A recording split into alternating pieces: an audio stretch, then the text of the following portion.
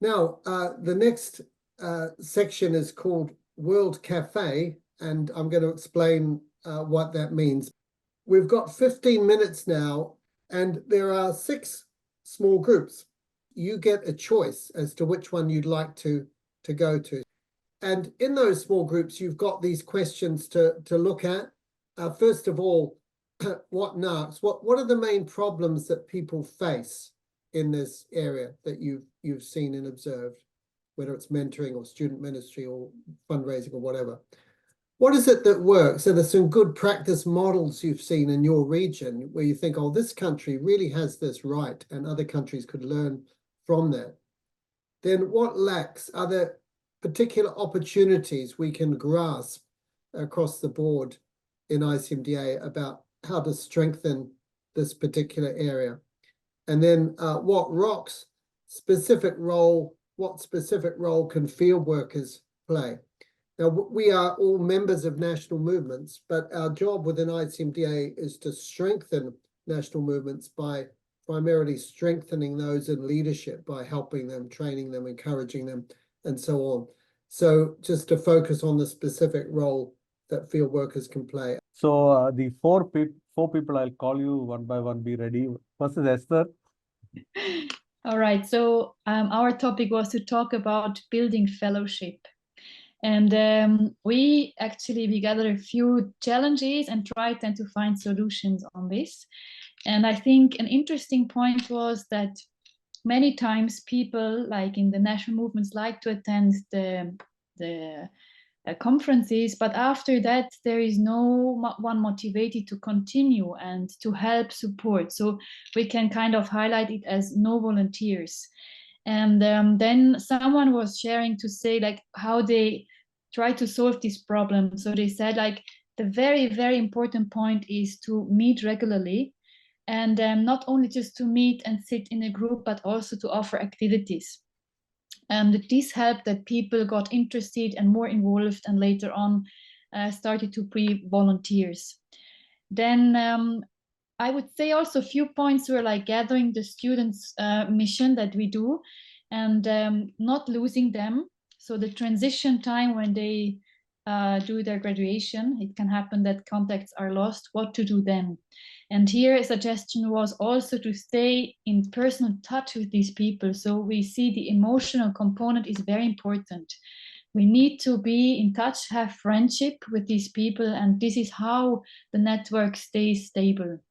Because someone from Malaysia said there is no official body who takes care of the students what to do. But I think these are the small steps that can be done to be in touch and to care for these people as well. And another point was that sometimes a movement has their strengths. So it is not always good to think we have to do step 1 to 5 and then everything works, but more to sense what is the strength of a movement, what is the interest that the movement has, and then walk with them and support them in their path. Let's say there was like euthanasia topic. So if they're interested in this, let's follow this topic with them and then walk with them. Yes. Then we had the question of leaders who lead CMFs, but they're abroad. And here we have not found a solution together because time was short, but this is maybe a point we should think of, that today national movements can be run by people who are not present. So then for someone being a field worker, it's difficult to get in contact because everything is run on WhatsApp groups. And the fact is that in the country itself, nothing is happening.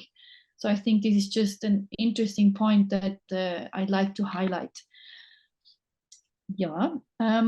Other than this, I think just as a summary is concerning building fellowships, it's not just to implement topics, but also to walk with the people and to be in touch with them and having friendship. I think this was a bit the main thing that was the outcome of our discussions.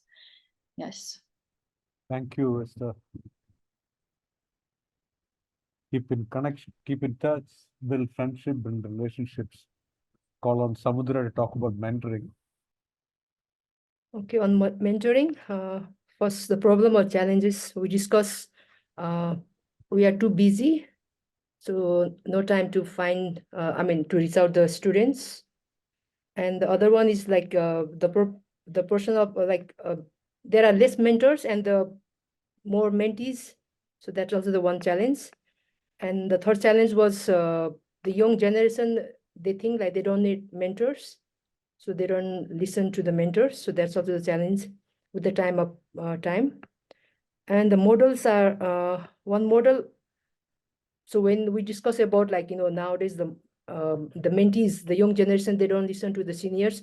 So the one model was suggested, how about peer mentoring? So we can find the one person within the group, and then who feels the need of mentoring, and then influence that person, and then that mobilize that person to influence the group. So that was the one model. And the second model was because all this mentoring need the time and the commitment, so we need to commit more time and commitment to journey with them. And the third model was one-to-one mentoring. And the third one, opportunity, and the specific role we discussed together.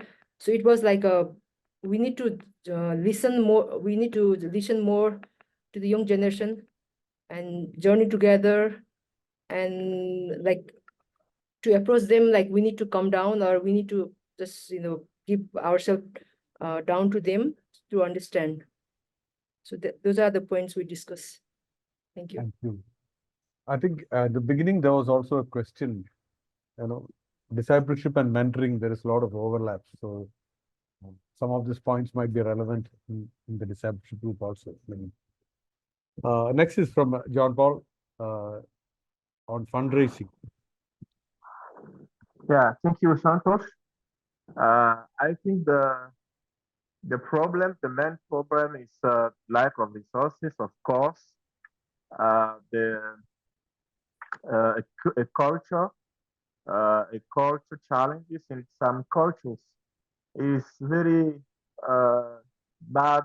See that you come to ask for money, and it's difficult to raise money and come to somebody and tell them, give me money for that or for this.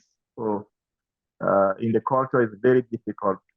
The other cultures challenge is um, some cultures seems to think that they need help, then they don't even think that they can also give. But the wait for the country that seems to have much money to give them the money, and then they just are in the position of uh, having asking for money.